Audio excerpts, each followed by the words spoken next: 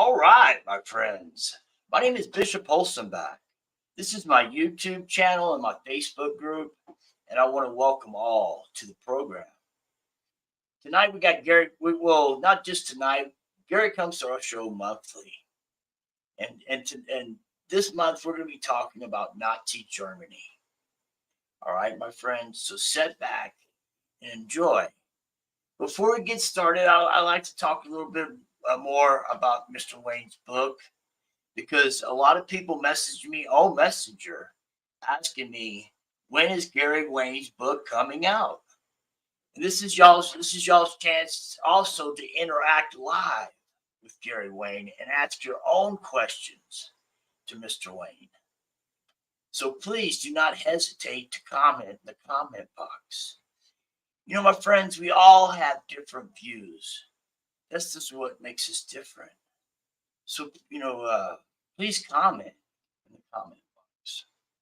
All right, Mr. Wayne, please tell us where they can go finally to go get your book at.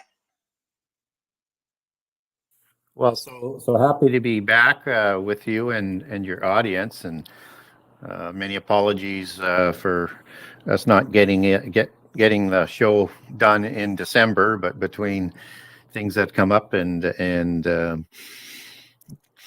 on both sides, it was sort of a disappointment not to get it done. But we're back, and we try and be on once a month, like what you say. And so where the book is at today, and I know I have a lot of pre-orders in. I know Amazon and companies have a pre-order in. There's a March 12th release date. That was a pretty safe date that was put out because of the sort of broken sort of publishing industry since COVID, with a shortage of paper, a shortage of printers, a shortage of labor.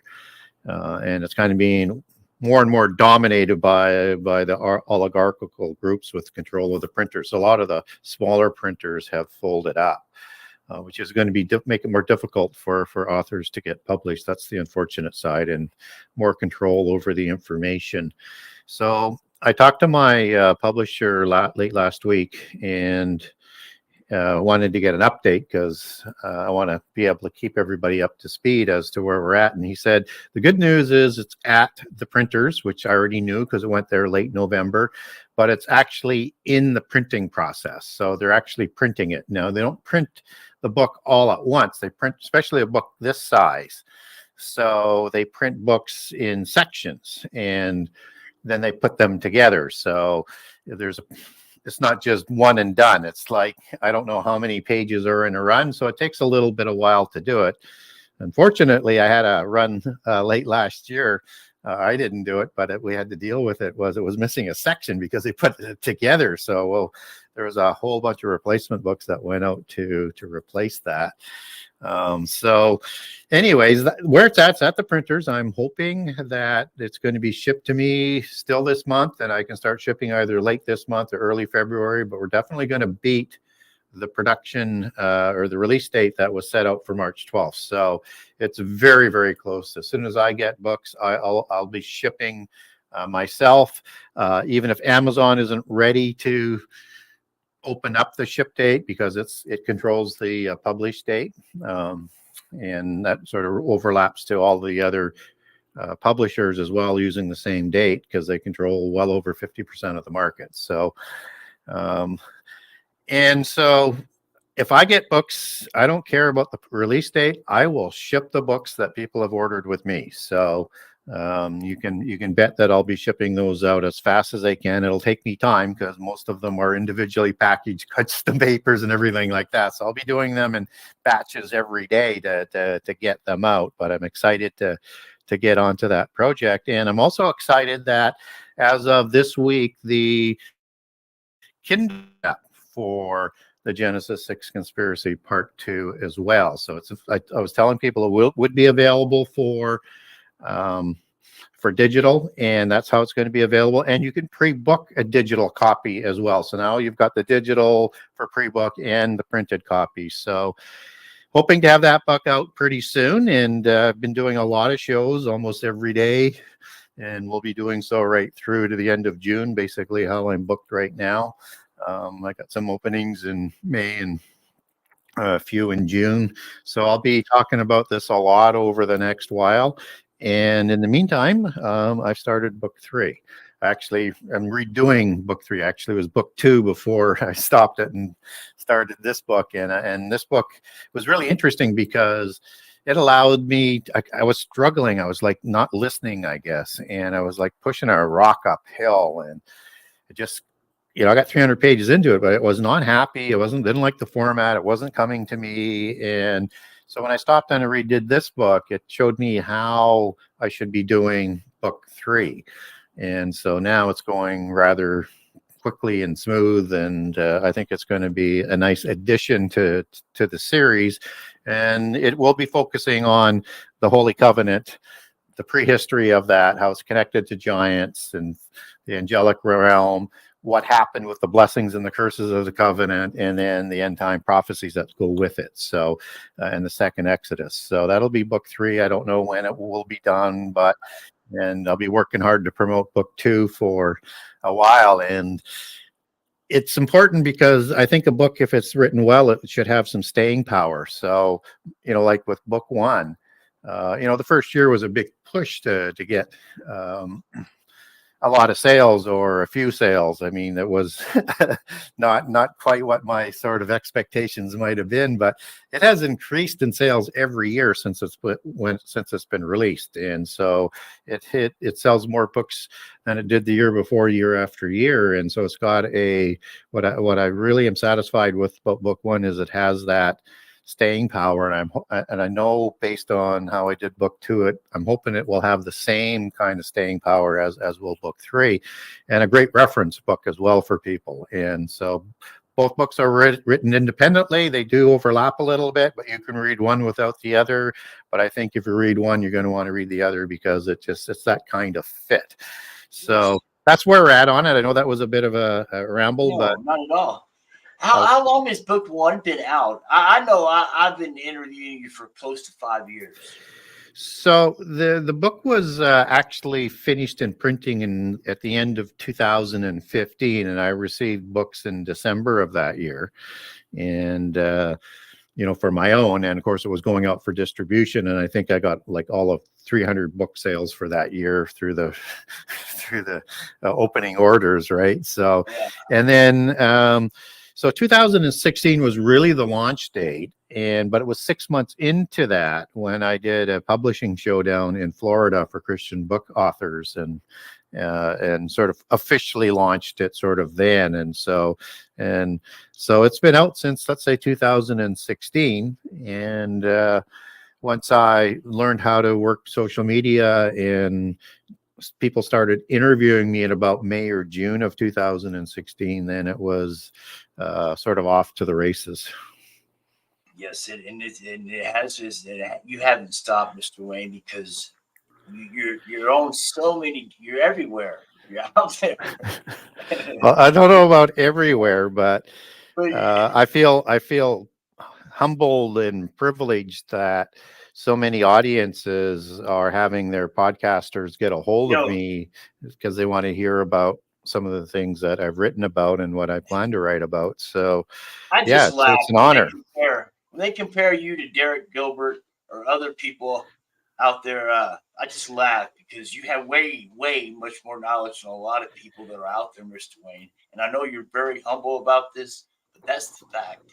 Well, I think Derek's a terrific researcher. No, he's a terrific man. He's a terrific guy.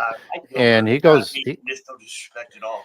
And he goes deeper into some areas than I do. So I always like working with Derek because our research fits with each other's. Yeah, it's different, but it tends to fit in. And we may have a little bit different approach on some of the eschatological portions, but not significant differences, but just a little bit on the timing on some of the things. So yeah, he's one of those really good researchers that are out there and bringing good ideas. And Douglas Hagman's another one that does really good books and really good research and brings it out there. And you got L.A. Marzulli, who does different kind of research, but it's still all part of the whole thing. So I have a lot of respect as I got to know some of these individuals over the last 10 years.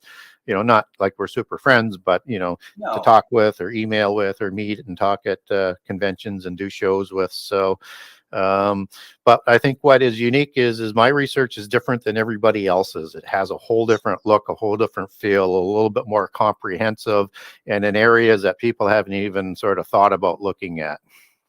And you can digest, Gary's book. It's broken down into really small chapters. I know it's a big book, but it is written this way.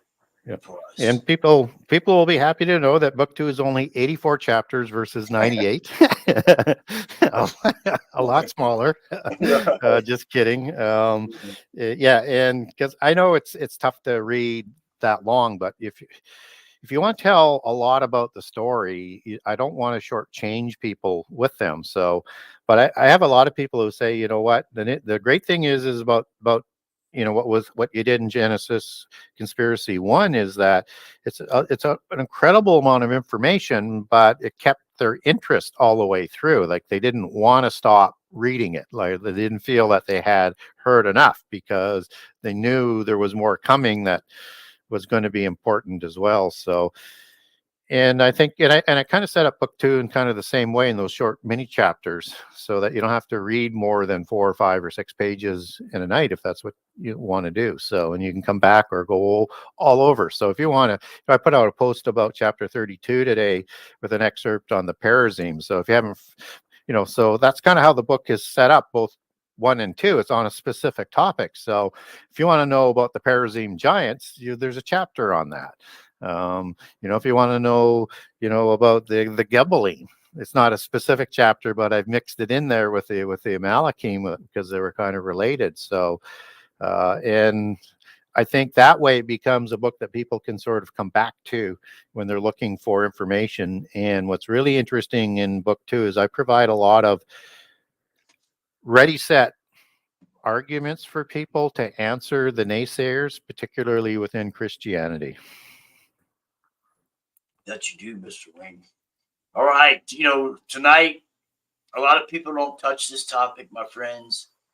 I think it was 2 months ago, Mr. Wayne talked about Camiel on this program. Tonight, we're going to be talking about Nazi Germany. We're going to be talking about from the very beginning to the end, and Mr. Wayne is going to try to put it all together for us tonight. All right, Mr. Wayne, whenever you'd like to get started, sir. Sure. So I think the Nazi understanding from a contemporary basis is an important analogy and an analysis that people should take a deep dive into if they've got the time.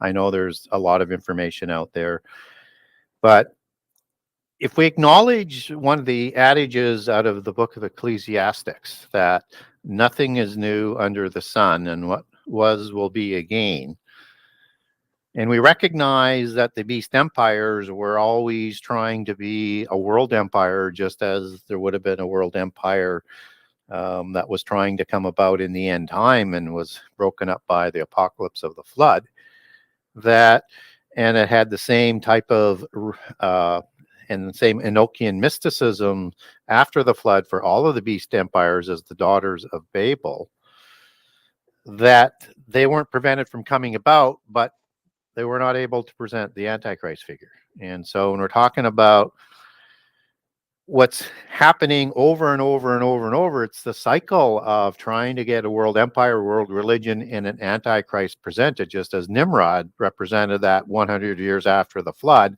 And then you go into the beast empires. And remember, there's one more beast empire coming, but that doesn't mean that the spurious forces aren't always trying to bring this about before the ordained time. So you'll have, with Nostradamus, for example, who was a Rosicrucian, who was talking about it from a polytheist perspective of the end time. He foresaw or understood the plan that they were doing, that he predicted, if you buy into the interpretation of his very obscure prophecies, that Napoleon was the first one of the modern three. And there's a lot of parallels there, and that's why I cover Napoleon in book one.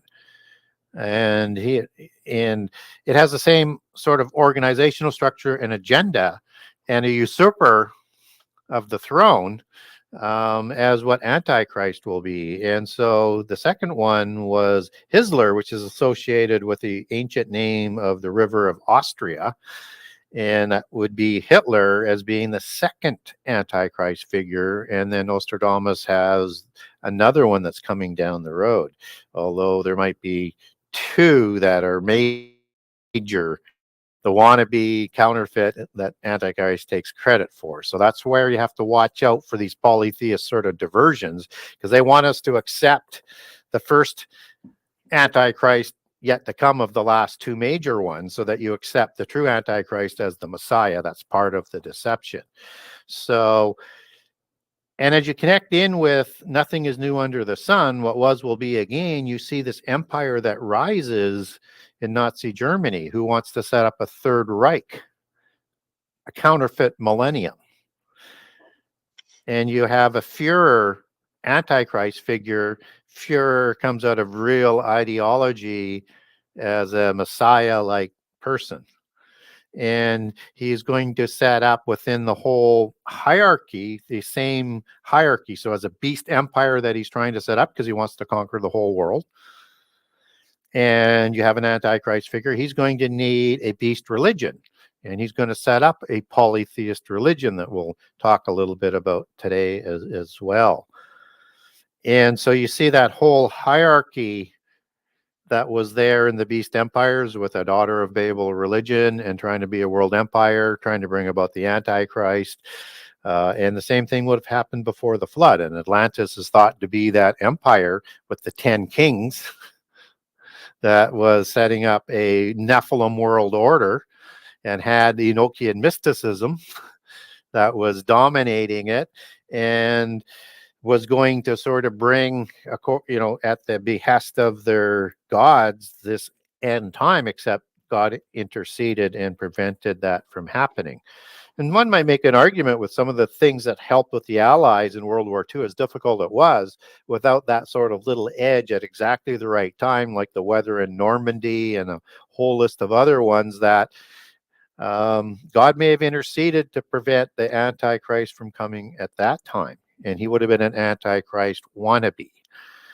So the Nazi Germany has parallels with the end time. So it's a great analogy. So it had rapid technology of that time, just like we're receiving that now, all with an endeavor to make it like the days of Noah, the angelic technology. So what am I talking about with that technology? If you're not familiar with Nazi history, out of nowhere, out of a bankrupt nation that doesn't have an army, starting in 1933 in the creation of the Reichschurch, you have rapid technology with tanks, Tiger and Panzer tanks, that are the same model that are used to this very day.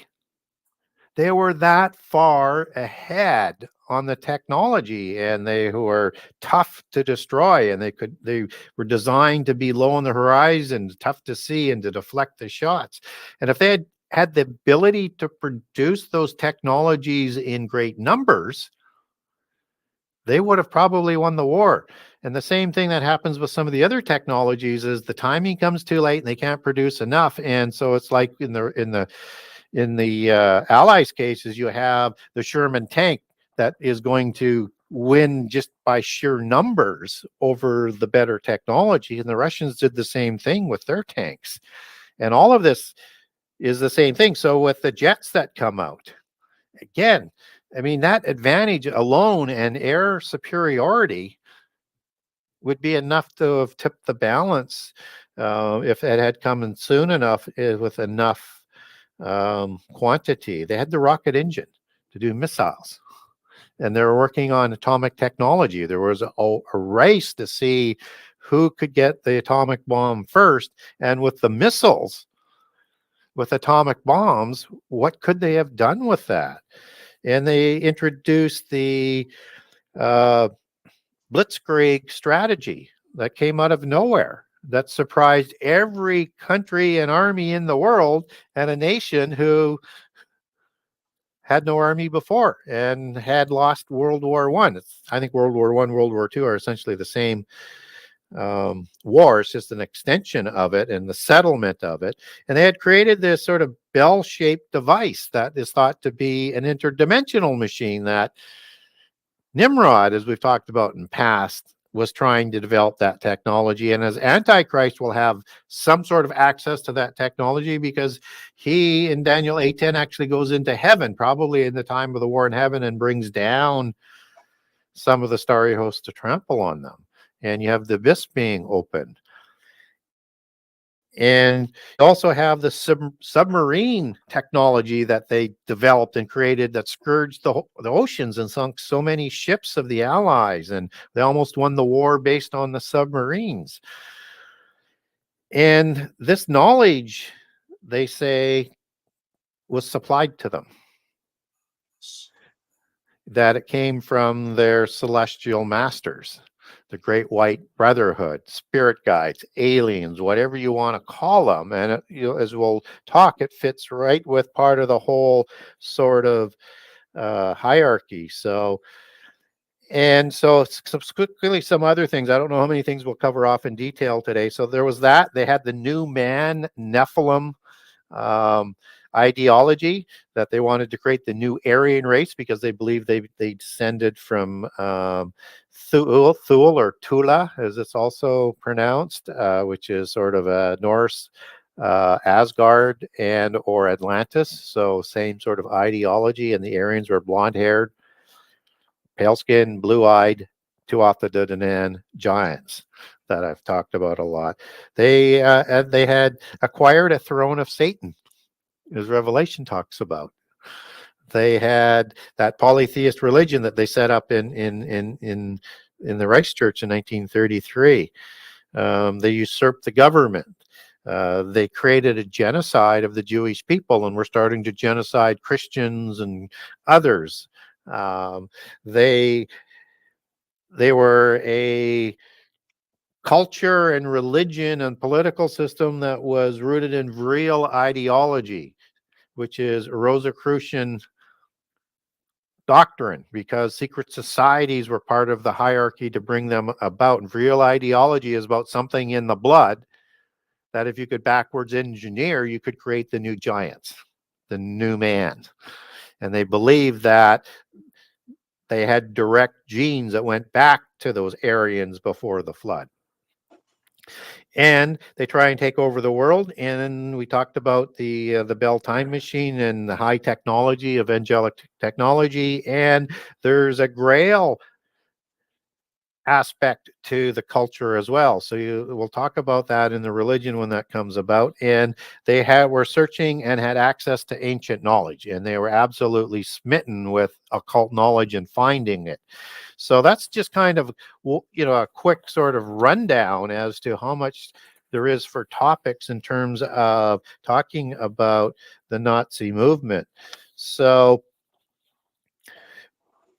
we should probably talk a little bit about the Reichschurch, and then sort of work maybe a timetable, because this, as I say, this is a very, very, very large topic. So in 1933, they launched the Reichschurch, and it was a religion called Ariosophy. And it was a real and Volkish ideology overlaid onto theosophy of the goddess Sophia, of the mother goddess. And we've talked about the mother goddess on past shows. And so it sort of goes rogue from theosophy, and actually will turn on members of the more Western progressive wing of the theosophists. And progressives were the Western version of National Socialism. And they had to go underground after World War II, and they didn't poke their heads up again until, the late 60s and early 70s. And that's why you have such a similarity in policies. And they are as they move along on their woke agenda, they are the pre-genocidal National Socialists, and they want to create National Socialism on a globalist scale, and they're all globalists. So that's why, and when I talk about the policies, they are the same, including the corporations and the oligarchs working for the state, and the individual portions. If you go down, and I don't have time today to go through it, but you have a whole list of policies that they've implemented that are identical. So they'll continue on that. And we're starting to see the persecution of Jewish people and Christians just as they were doing. So it's the same organization that is going to be part of the end time, that is going to not only create another Holocaust against the Judean people, but a genocide against the saints worldwide. So it's coming. So this church is created in 1933, and the Fuhrer is the Messianic figure of this church. And a lot of the principles of it is, as what I'm saying, it's a marrying of secret societies, theosophy, and Vril ideology and Grail ideology. So you have several people that are important contributors to this ideology and political religious cult. And so you have von List, who's an architect of Ariosophy, and Jorg Lanz von Liebenfels is another one, who are coming out of the secret societies, and they combine theosophy with Volkisch ideology, with the New Temple Order of Liefenbels, which is a Templar type order, and the Armadenorden, which becomes a Germanen order, and also members of the Tula Society that are going to bring all of this in. And I'll talk about some of those societies. I just want to stay focused on the religious aspect. And so Liebenfels creates this New Temple Order in 1907, and Theosophy is introduced by Helen Blavatsky in 1880. So you start to see that kind of evolution. And so in the early 1900s, you have a person called Stefan George, and he is a prolific poet and writer of occult and theosophy, and he's part of the building blocks of this Ariosophy and the Nazi religion and political system. And he co-opted Longris out of Wagner and the term for the Fuhrer as the Messiah for this movement, and they would be on a look for a Messiah from that point on. That turned out to be Hitler. And his writings were later taught to the Hitler's youth movement starting in about 1923 to 25 and continued throughout the 30s. So they were getting brainwashed with his ideology. Wagner is basically Volkisch ideology laid over into his music and his plays, and it drew heavily on Eschenbach's Grail writing. He was a great writer in the Middle Ages of the Grail tales sponsored by the Knights Templar, and he was anti-Semitic, and so were the writings anti-Semitic, sort of vaguely, obscurely done, but it's overlaid in there, and this heavily influenced Hitler. In fact, Hitler went to see a play by Wagner, and I think it was Lohengrin, where you have the Fuhrer in there, in 1933, before going and announcing the next morning the Reichschurch being formed. And so you start to see that there is a significant intellectual dynamite that's being put together to create larger bombs. And so Elfin Rosenberg is another one of these pioneers that are going to be putting together this Reichschurch. And he's the maker of Nazi doctrine and the Nazi theoretician. So he's a theology individual as well. Political wonk, theology wonk of the new system. And he was a member of the Tula Society, or the Thule Society that we talked about. And he wrote a book called The Myth of the 20th Century as one of his books, amongst others, and proclaimed the death of Christianity. So even though they're going to adopt Jesus into this Reichschurch, but as a mortal prophet, as a teacher, typical Gnosticism, and as a blonde-haired, blue-eyed, pale-skinned Aryan versus who he was. So they reimagined him. Again, just what we see going on today with the reimagining of Jesus. And then another important individual is Ernst Bergman, who wrote Die National Kisch. And I'm sure I butchered that a little bit, but it's basically the German National Church. And he was a member of the German Belief Movement. And he said, that Ariosophy was essentially a German version of the cult of Mithras, which was the god said to be born on December 25, a religion in Rome that becomes part of the Roman Church mixing in of the doctrine and ideology. And it is a branch of an older religion called Zoroastrianism, which was the religion of not only the Hindus as a base religion, the Persians, but the religion of the Indo-Aryans after the flood that they reinstated from the religion before the flood. It is Enochian mysticism. And so he took the Ariosophy back to that sort of roots. And that he believed that Jesus was a pantheist and that the Bible was corrupted to make him a monotheist. So he was a polytheist. So that's why they reinvent him and reimagine him that way, just as they do with polytheism today in the New Age movement.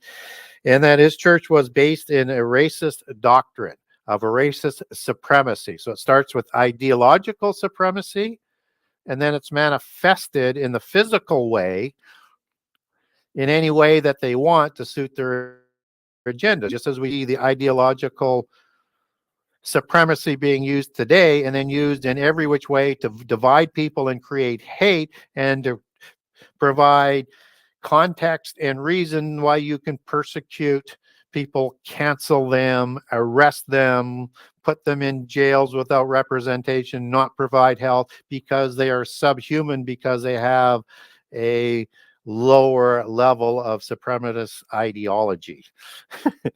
In other words, it's not really a good way of putting it, but they don't have that supremacist ideology, so they're mundane and they're not worthy. They're to be wiped from the face of the earth. And that's part of this whole genocidal mix that is being put in by the Nazis that we're starting to see now. That's going to come and make the Holocaust done by the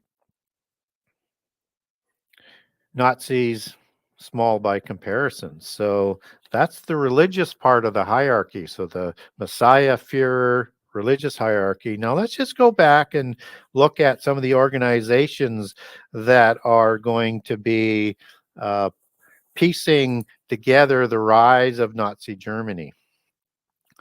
So we'd already talked about Theosophy taking root in the 1880s. And then there's going to be a formation of groups. Some of them I've quickly mentioned, but there's a number of groups, and these are essentially secret societies. These are high-level secret societies. These are the bloodline part. So it starts at the Rosicrucian level.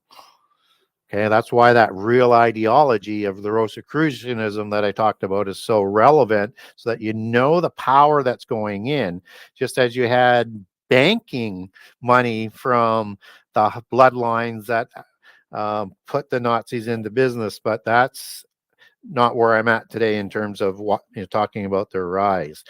So in 1800 to 1900, Theosophy begins to spawn anti-Semitic views through the influence of the Pan-Aryan societies, cultists, and Volkisch ideology and Grail ideologies. So we see Theosophy introduced, and then we see it starting to take on an Ariosophy, formalized in 1933, but starting to move in that sort of direction. And in the early 1900s, You have the Armaden Order, created by von List, who's a wealthy German nationalist of Indo-Aryan Teutonic ideology, and he believes genealogy, and that he's been reincarnated from those past lives of those generations, and he is a full believer in the occultist or the polytheist religion, but with that Ariosophy, Aryan flavor to it. And it has a political agenda that is adopting the Illuminati agenda to destroy Christianity and Judaism. So as you move forward to 1907, you have an organization that I've mentioned previously called the New Templar Order, created by Jorgen Lanz von Liefenfels that I talked about, and he was also in partnership with the Cistercian monks. And the Cistercian monks were the primary movers in terms of the camouflage religious aspect, along with the royal bloodlines that created the Knights Templars. And the Teutonic Order that's going to come out is a sister organization of the Templars, and the SS is based on the Teutonic Knights. So again, you see all of these historical and polytheist overlays going into the formation of Nazi Germany. And in 1912, von List combines the Armaden Order with the New Temple Order to form the Germanen Order, the Order of Germany, and it is distinctly promoting Ariosophy and Wagner's works as part of that Grill and Völkisch ideology that is just very, very popular in Germany at that time. And in 1918, the Thule Society, or the Thule, Thule Society, is formed by Siebettendorf. And Siebettendorf is another one of these Nazi builders. And in 1912, he combines with von List to establish the Germanen Order, right? And in 1918, he establishes the Thule Society. And in 1919, Hitler joins the DAP. Okay. And he's adopted into the National Socialist Workers' Party movement. And then a fellow by the name of Dietrich Eckart recognizes this individual because of his oratory capabilities that were basically sort of hypnotic. And he's going to become the mentor to Hitler. And Dietrich is a Thule Society member, and he has a newspaper promoting this type of ideology at that time in 1918 and forward that's called the Völkisch Befpacher, Bephacher, that Hitler is going to become the editor of after a little bit of mentoring. And so they're going to have their propaganda start to the Nazi regime at this point in time. And in 1920s, early 1920s, the Thule Society buys the Völkisch Befpacher newspaper and continues to employ Eckart as part of that ownership and editorship, and using Hitler to promote it as well. And in the mid-1920s, you have the Hitler Youth Movement that's being started. That is going to be the formation for the young members, initiated members, to become the SS, and they're going to get that Stefan George brainwashing that we had talked about earlier in the show. And Rudolf Hess is also part of this Thule Society that takes its origination back to Atlantis or Asgard, and before the flood, that is giants. And there's another interesting individual in terms of this giant connection named Hans Horberger that puts his slant on the Nazi movement. And he was one of the greatest authors of the Nazi movement and promoted as this great scientist, and Wow. wrote Glacial Cosmology. And he believed in the giants of Sumeria in the Bible, and that Hitler was heavily influenced by the teaching of Hans Horberger. And Hans Horberger believed that superhumans ruled before the flood and after the flood, and that the Aryans, the German Aryan belief, had their genealogies connected back to them in their upper levels of the society or the nobility.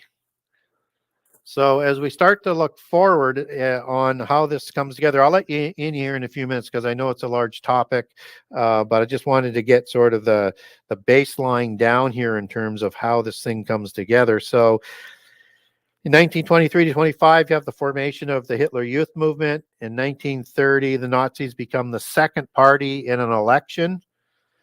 They bring something in that in 1910 as part of the building blocks, which was the altar of Zeus that was discovered in the 1860s. And in 1930, they're going to build a museum that's completed for it. So now you have the throne of Satan, because this is the throne of Satan as it's believed from the Greek perspective, that has now been brought to Berlin for Satan's regime, because an Antichrist figure has to rule with Satan. So they're going to worship the Antichrist and Satan. So it has to be part of that. And so with that comes, we get the throne of Satan in the early parts of Revelation 2 and 3. So in 1933, Hitler comes to power. And then after viewing Wagner's play, he forms the Reichschurch. And you have the Nuremberg rallies that are starting in 1933, and this populist sort of movement that is going to overtake Nazi Germany. And then in 1933, Spears builds the Zeus altar, as we talked about, in another permanent museum. And then 1935, Hitler announces the Nuremberg laws and the final solution. So that's kind of a quick sort of overview in terms of how they're made up of secret societies, bloodlines, Gnostic type of religions, and is a prototype for the end time. They would have brought it about if they had been able to finish their war successfully. Well, how close was they to the atomic bomb in your view, Barry? Well, they were way ahead of the U.S. or anybody else, but they had an issue, and there's movies and stories about it, but they were trying to get their heavy water out of Norway and were getting close to having that heavy water because they thought they had the formulas and the math and everything that goes along with it. And of course, those plants were taken out and they were set back significantly because heavy water was a new technology that they were going to be required. So if that hadn't been done, they would have beat the Americans to creating the atomic bomb. And they had the rockets before the Americans had successfully tested the atomic bomb, and no significant delivery system, right? They had to launch. I think it was Wernher von Braun. What's that? Wernher von Braun built the first V2 rocket. Yes. And Operation Paperclip took him and that technology and the scientists all back to the U.S. to continue with that kind of research. On Wernher von Braun's tombstone, it states that out of Psalms 19:1, I do believe, and it states that the firmament is Yahweh's handiwork. You got to really, look why he put that on his tombstone. What do you think, Jerry? Who put that on his tombstone? He wasn't even a Christian. I think he was a Christian when he passed. Who put that on his tombstone? Wernher von Braun did. Oh, okay. Well, yeah, I mean, he was a scientist. We don't know whether or not he was somebody of the Ariosophy belief system. You certainly would have been influenced by it. So I don't know. Yeah. But But he was, it's just interesting. And another yeah. interesting fact is that the entire world allowed Nazi Germany to change the hertz to 432 hertz. Why?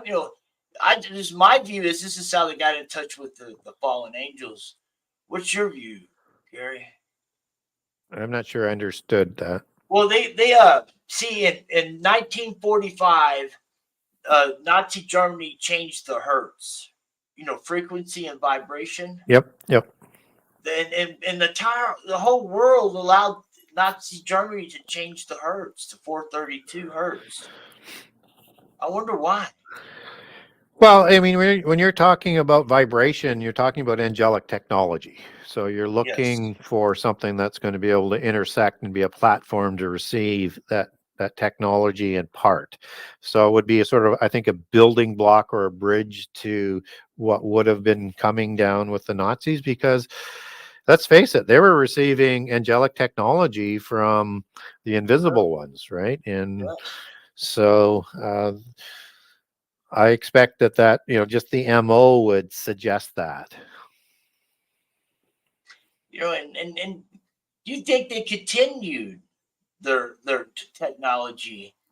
And do you think Bird actually lost? Because Bird states on in Argentina that another third world would come out of uh, through Antarctica. Uh,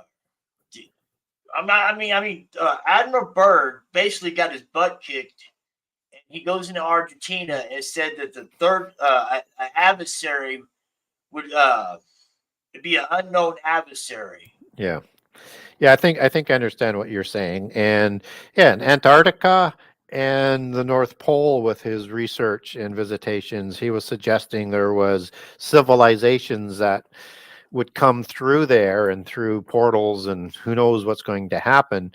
But that will be part of, I think, what I think it would have happened in World War II given enough success and time. I mean, the Nazis were trying to build down in Antarctica.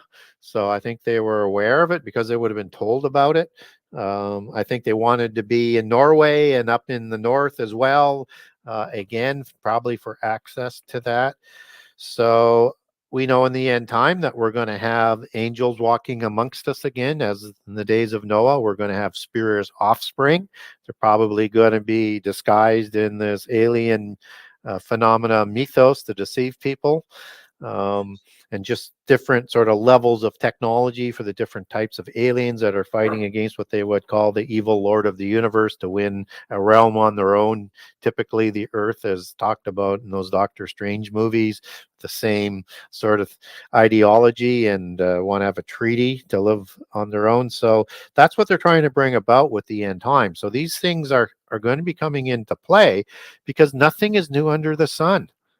What happened at Babel, what happened before the flood, what has been tried to be put together throughout our history is going to be permitted to come about as it was before the flood.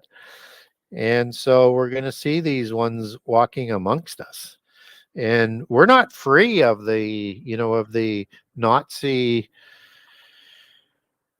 influence. I mean, it's still alive today, and things that they put together survive to haunt us into this day. I mean, there was people were familiar with bin Laden, and he came out of the Al Wahhabi sect out of Saudi Arabia. Yes. And these were Nazi collaborators and part of the Nazi intelligence in World War II.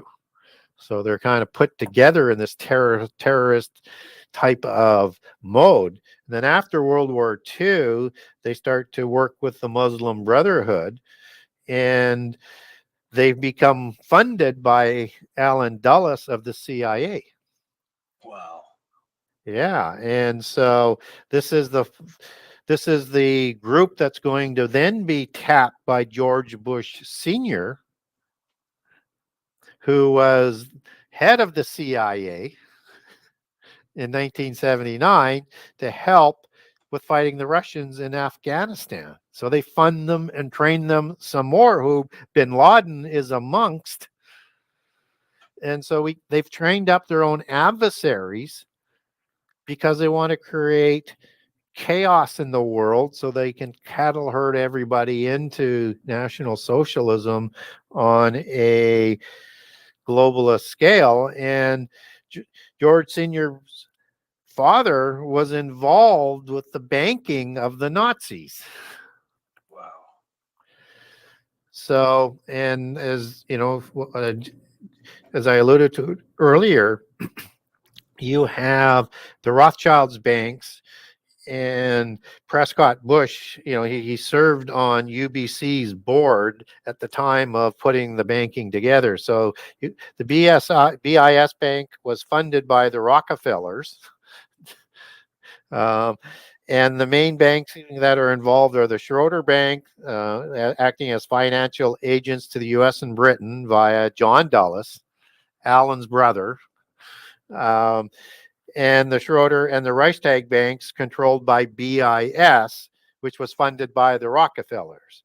And so John Foster, Allen Dulles, and a lawyer for the Warburgs and the Farben Bank, and the Rockefellers and Schroeder and UBC and BIS become this banking vault funding the Nazi movement because they want them to take on Russia, because they're the ones who funded Trotsky and Lenin to knock off the Russian bloodline and take over the country. But it gets out of control with Stalin taking over. So they're going to create a little bit further right of extreme left of communism to produce National Socialism.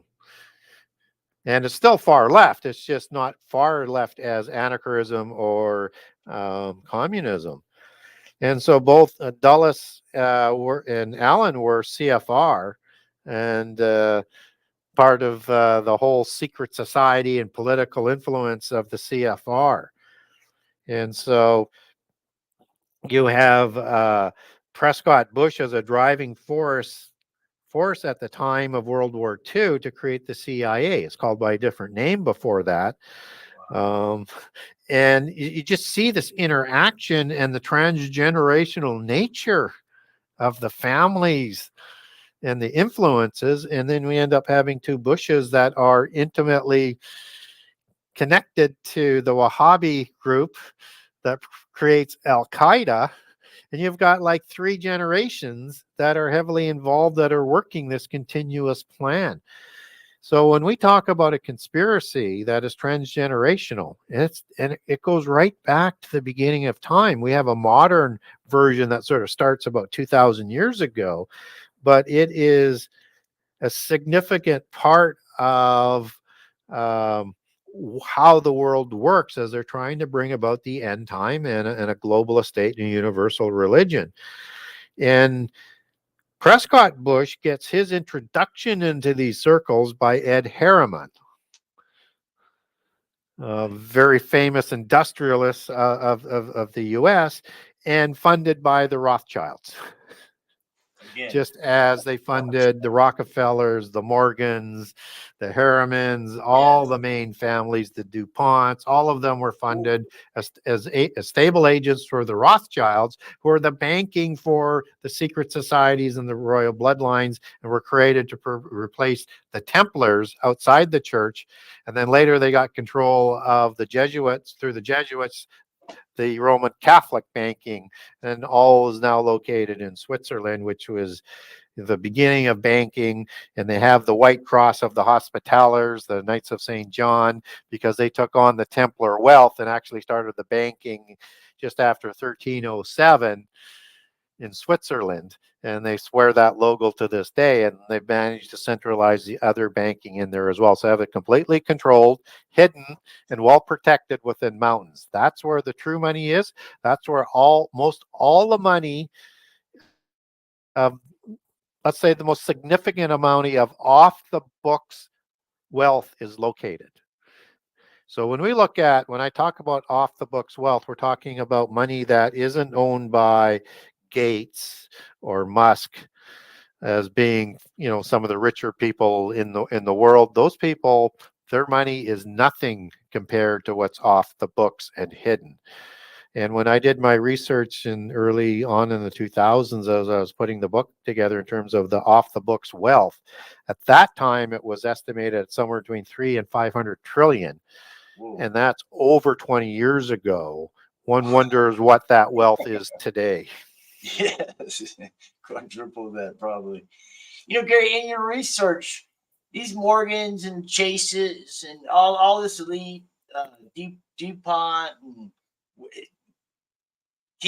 all this trail leads to them, right? I mean, why? But why ain't they talked about in the news, in newspapers, and Because they why? because they control the media. Because they control the media. Yeah, they like to be, and of course the DuPont families are a little bit lower down, and Yes. they're the pseudo blue bloods. But how it works is they want to be the invisible ones on the earth, so that they can work behind the scenes, pull the strings, and nobody can see what they're doing. They'll show us what they want us to see. They'll show us, like, where the Bohemian Grove Society meets and picks their presidents. We'll see the lower levels working with some of the higher levels at the Bilderbergers, but they don't show you the true workings and when the true meetings. The Davos crew reports to the Committee of 300. So they're preparing the world through what they let us see, but we can't see everything that they're doing because they work behind the scenes. And so the media are nothing but, attack dogs and lap dogs and propagandist arms. They are, the propaganda that the Nazis used. Yes. They are the, like the newspaper, the Volkes Befokker newspaper of, and I'm trying to remember the name of the propagandist in Hitler, but that's what in the regime. But that's what they do. They're like the Pravda of the Russian regime. And we see that. We see the censorship. We see the deceptions. We see the lies. They only report what they want to report to manipulate the people. And then they lie about other things, and they support the lies being said and done as being truthful. We've seen that in spades since the Obama presidency. And then it went to a whole new level with Trump being elected, and then it's gone to a completely other level through COVID. That trend's going to continue. That's part of the birth pangs as we get closer in the fig tree generation. Yes, the future generation. Yes, sir. Yes, Gary. You were coming up on the hour, and where do people need to go to get your book? I know you said because people are just now tuned and in and out, but Sure. Yeah, the best place to get a hold of me or to find out about my book or to order a book is to my website, which is the Genesis6conspiracy.com. That's Genesis 6 with the number 6 .com, just as the title of the book is Genesis 6 with the number 6. And the email for that website address is genesis6conspiracy@gmail.com. Done the same way, so it becomes a little bit easier to remember. And there's a contact the author section that has that email. You won't see it as an email, but it'll come through to me off of that website email. So if you want to ask me a question, you're looking for some information, like I put out contacts for links to Congress for the declassified documents of the Nazis, and you have to sort through all the files to find out about some of the occult things, but it's all sort of in there. I have a generous excerpt of all 98 chapters of book 1 on the website, and if you click under book 2, you'll see a generous excerpt of all 84 chapters of book 2. And so just the table of contents in both books will grab your attention, let alone the excerpts. And it's just a small drop of the information that's in the book. So even though there's a lot of information there, it's just a drop of in the bucket. So if that interests you and you want to purchase a book, you can go over to the Buy Now page And on the buy now page, select book 1 or book 2. You can pre-order book 2. It'll be available shortly. And on that buy now page, let's say it's book 1 that you're on, there's a page just as there will be as there is for book 2, US page. So if you live in the US, you click on that page to buy a signed copy. Canada, there's a Canadian page, and there's a page for international customers. So that's the rest of the world. So if you live overseas, that's how you can get a signed copy. And there's also links on both buy pages for book 1 and 2 over to Amazon.com, Amazon.ca, and BarnesandNoble.com, and it takes you right to the printed book. And if you want the digital one, there's a Kindle link as well that takes you over to the digital version. So it takes you right to the Amazon page or the Barnes and Noble page. So that's the best, easiest way to purchase the book and to get a hold of me. That's where I get Gary's books and other books is on Amazon. It's good prices on Amazon. You got large prints, the small print, all kinds of prints, but Amazon got it going on.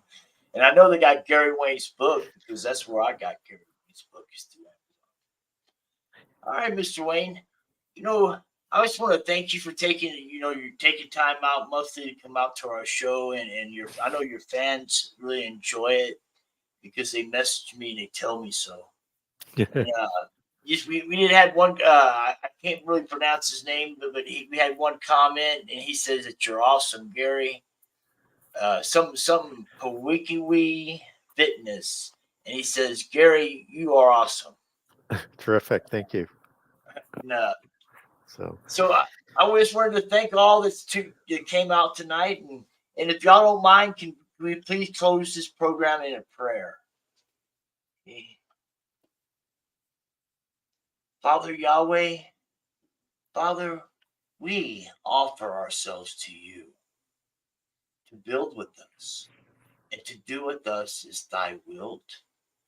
Relieve us of the bondage of self, that we better do your will and not our own will. And take away our difficulties, that our victories may bear witness over the people we will help of thy power and thy love and thy way of life. Father, there's people out here that just heard your name for the first time, Yahweh. Father, these are the ones these are the people that need to see your momentum power, Father. The ones that they're just like babies hear your name for the first time. And just ask you to bless those who seek you, Father. All right, my name is Bishop Holzenbach. This is my YouTube channel and my Facebook group, and I want to thank all for tuning in tonight. Amen, brothers and sisters.